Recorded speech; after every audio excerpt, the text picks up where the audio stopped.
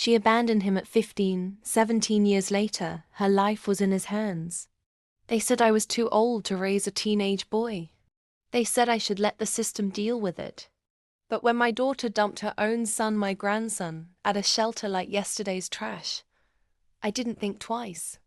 I walked in, signed the papers, took him home. He was 15, broken, angry, but brilliant. And now, 17 years later, he's a trauma surgeon. Stoic, respected, sharp as a scalpel. Until she came in, bloodied, barely breathing, wheeled into his A, and suddenly, the boy I raised had 10 minutes to decide whether to save the woman who gave him life, or the one who gave him everything after. He froze. I could see it from the waiting area, his jaw clenched, his eyes glassed over, his knuckles white as bone gripping the chart. The name on it? Her name. My daughter. The woman who hadn't seen him in almost 2 decades. She didn't recognize him. She was barely conscious. But he remembered everything. The foster homes before I found him. The bruises, some visible, some not. The years of therapy, night terrors, and the smell of her cheap perfume when she slammed the shelter door behind her.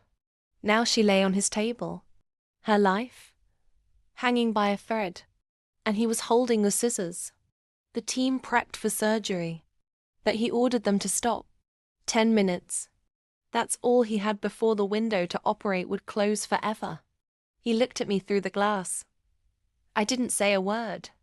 I just nodded the same way I had when he asked if he could go to med school, if he could stay in college after I fell ill, if he could chase something bigger than the past. He stepped into the OR, hands steady, face like steel. He saved her. Every artery clamped, every stitch perfect. The woman who left him to rot walked out alive, because the boy she discarded became the man who chose mercy. But this isn't a tale of forgiveness.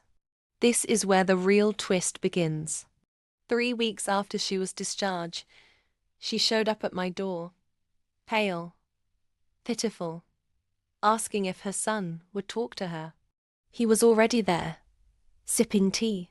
He looked her dead in the eyes and said, "You owe your life to the woman you betrayed, not me." Then he slid a manila folder across the table. Inside, a legal agreement. She would sign over any rights to speak publicly about him. No interviews, no memoirs, no miracle reunion headlines. She blinked. "You're cutting me off forever." He smiled. "No, I already did." On the table, she signed. Not all revenge comes with fire and fury.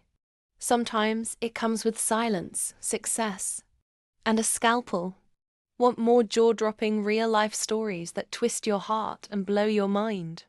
Hit subscribe and join the channel where survival turns into power. And karma always keeps receipts.